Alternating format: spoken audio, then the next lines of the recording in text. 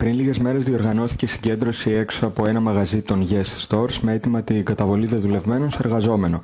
Κανονικά δεν θα ασχολούμασταν με αυτό σε μια αίθουσα σαν αυτή, αλλά ο εργοδότης έκανε μήνυση για συκοφαντική δυσφήμιση επειδή πραγματοποιούσαν συγκέντρωση οι άνθρωποι και αμέσως έσπευσαν ισχυρές δημιουργίες, ΜΑΤ, επιτέθηκαν στη συγκέντρωση και συνέλαβαν 28 ανθρώπους.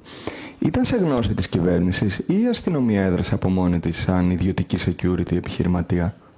Η αστυνομία ειδοποιείται όταν καταγγέλλεται ένα ποινικό αδίκημα στη δικαιοσύνη και όταν καλείται από τη δικαιοσύνη όταν βλέπει μία αντέλεση ενός αδικήματος στα όρια του αυτοφόρου. Αυτές είναι δύο περιπτώσεις που μπορεί να επέμβει και υποχρεούται να επέμβει η αστυνομία.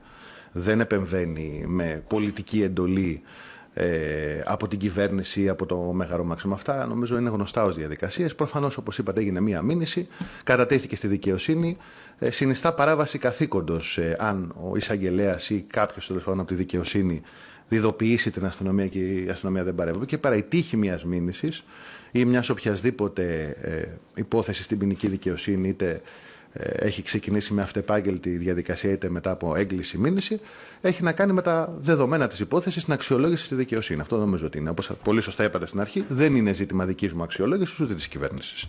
Η πλειονότητα των εργατικών κινητοποιήσεων έχει τη μορφή συγκέντρωσης έξω από το χώρο εργασίας. Νομιμοποιείται από εδώ και πέρα η αστυνομία, ύστερα από μια απλή μήνυση εργοδότη, να συλλαμβάνει μια συγκέντρωση εργαζομένων και να τις έρνει στο τμήμα και στα δικαστήρια? Συμφωνεί η κυβέρνηση με αυτό? Προφανώς δεν υπάρχει ποινικό αδίκημα το οποίο να περιγράφει την δράση κάποιων συνδικάτων στο πλαίσιο της διαμαρτυρίας. Φαντάζομαι ότι στη μήνυση περιγράφονται άλλες πράξεις, δεν την έχω διαβάσει, δεν σημαίνει ότι η μήνυση αυτή είναι βάσιμη, το ξαναλέω, αλλά αποκλείεται να έγινε παραδεκτή μια μήνυση για μια διαμαρτυρία. Δεν υπάρχει τέτοιο ποινικό αδίκημα. Νομίζω ότι, το ξαναλέω, είναι μια υπόθεση, δεν την υποτιμώ, που έχει να κάνει με τη δικαιοσύνη, έχει να κάνει με τα πραγματικά περιστατικά. Αν η συγκεκριμένη νομική ενέργεια του εργοδότη ήταν προδήλως αβάσιμη, αυτό θα αποδειχθεί και σίγουρα οι εργαζόμενοι και όσοι διαμαρτυρήθηκαν θα έχουν κάθε λόγο και κάθε νόμιμο δικαίωμα να στραφούν εναντίον του.